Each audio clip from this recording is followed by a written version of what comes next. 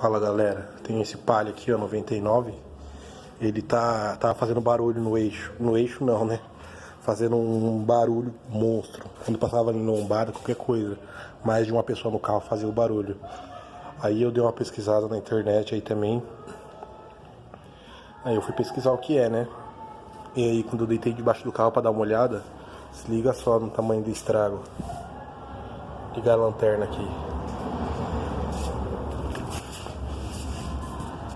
Olha onde tá o B.O. Tá vendo o eixo? Todinho trincado.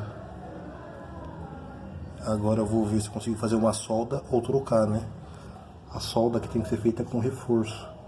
Tem que ser um soldador muito bom, viu? Porque as quebrou feio, tá? Porque se caso você tá andando com seu Palio aí, esse é meu Palio, né? 99. Pode ser qualquer um outro carro também.